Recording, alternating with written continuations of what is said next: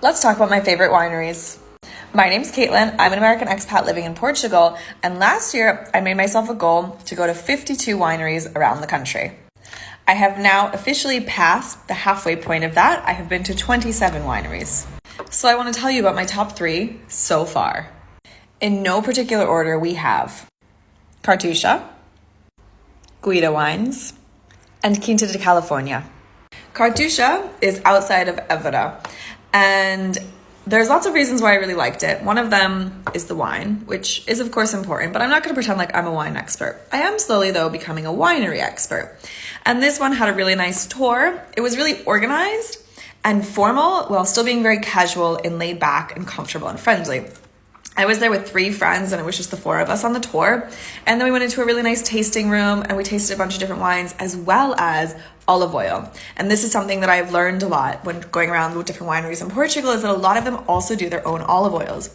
And if you get the chance to book an olive oil, do it, because often they are amazing. As good as the wine was, the Cartusia olive oil is also absolutely delicious. Guida Wines is up in the Douro Valley, and in addition to enjoying the winery, I also really liked it there because I actually stayed at the property. Here's a picture of me at the pool. The name of the accommodation is Casa do Romezal. It has like maybe 3 or 4 different rooms, which are kind of like apartment suites, and they're super comfortable and lovely. And the host, who is the sister of the owner of the winery, is very accommodating and lovely and friendly. And there was a carrot cake waiting for us when we checked in, and the views are glorious. And I just definitely recommend staying there as well as going to the winery.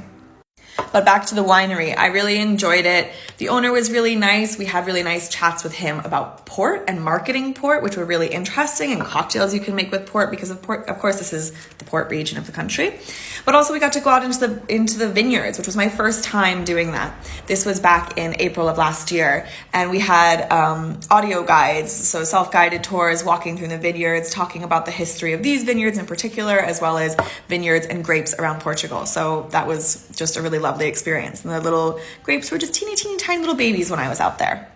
And then we have Quinta de California, which is just outside of Azeitão, and it is a winery, but it's really not one that's set up for tours, and you won't get a tour there, but they do tastings around what is essentially like their warehouse, and it's more of a place where people come to bulk buy wine. There's lots of bag and boxes available there, and there's not a lot of variety in the wines that they sell, but it was just a super laid back, casual, chill experience, and it was really different to the other ones I've been to.